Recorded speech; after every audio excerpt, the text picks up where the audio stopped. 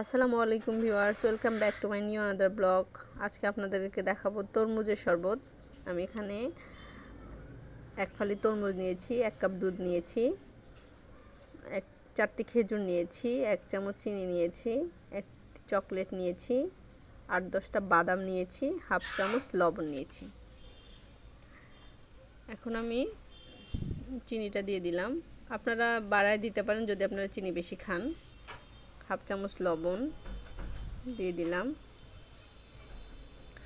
চকলেটটা দিয়ে দিলাম।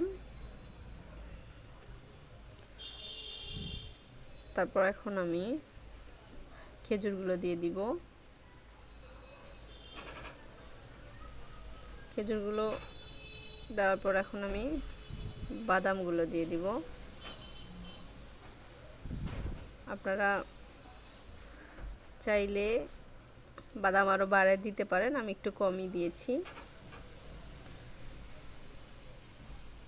তারপর আমি এখন এখানে চামচে চিনি লেগেছিল, এই জন্য সেটা দুধে করে নিলাম। এখন আমি দুধগুলো দিয়ে দিলাম, 1 কাপ পানি অ্যাড করলাম। দেওয়ার পর এখন আমি এটা ব্লেন্ড করে নেব।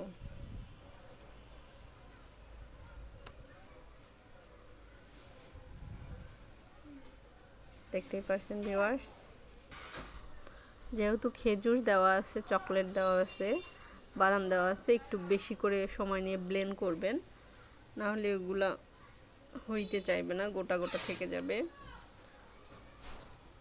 আমার ব্লেন্ড করা হয়ে গেছে, এখন আমি এটা ছেঁকে নিব।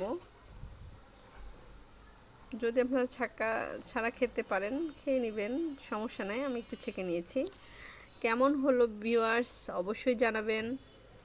ভালো থাকবেন, সুস্থ থাকবেন। আল্লাহ হাফেজ।